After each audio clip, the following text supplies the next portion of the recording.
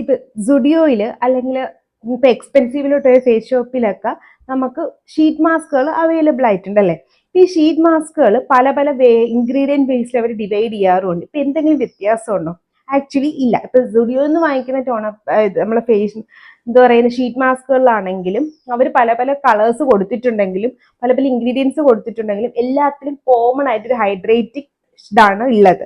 Ingredient ലിസ്റ്റാണ് ഉള്ളത്. നിങ്ങൾ എല്ലാത്തിനും ബേസിക് ബേക്ക് എടുത്തിട്ട് ഇൻഗ്രീഡിയൻ ലിസ്റ്റ് വായിച്ചു വെക്കാൻ മതി. അതേ കണക്കാണ് ഫേസ് ഷോപ്പിൽ. അവർക്ക് potato, rice, green tea, aloe vera, അങ്ങനെ ഒരു long list of ingredient list ഉണ്ട്. കാരണം ഞാൻ അതെല്ലാം യൂസ് ചെയ്തിട്ടുള്ളതുകൊണ്ട് പറയുന്നത്.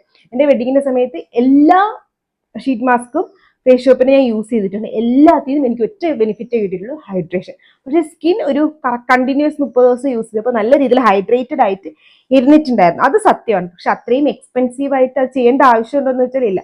അതിന് പകരം നമുക്ക് ഏതെങ്കിലും ഒരു നല്ല ഹൈഡ്രേറ്റിംഗ് ടോണർ യൂസ് ചെയ്താലും മതി. പിന്നെ സ്റ്റുഡിയോയുടെ യൂസ് ചെയ്യുമ്പോൾ ഒന്ന് ശ്രദ്ധിക്കുക, എല്ലാവർക്കും അത് ചിലപ്പോൾ സ്കിന്നിന് പറ്റാവണമെന്ന് ഇല്ല. കാരണം അതൊരു സ്കിൻ കെയർ ബ്രാൻഡും കൂടെ അല്ലാത്തതുകൊണ്ട് അതിന് അത്ര ഒരു ബെനിഫിറ്റ് ഉള്ളതായിട്ട് ഞാൻ കണ്ടിട്ടില്ല കേട്ടോ. അതുകൊണ്ടാണ്. ഇപ്പൊ എന്തെങ്കിലും ഡോട്ട് കമന്റ് ബോക്സിൽ ചോദിക്കുക. ഇതുപോലത്തെ സ്കിൻ കെയർ ഹെൽത്ത് കെയർ വീഡിയോക്ക് ഫോളോ ചെയ്യാനും മറക്കണ്ട. ടാറ്റാ.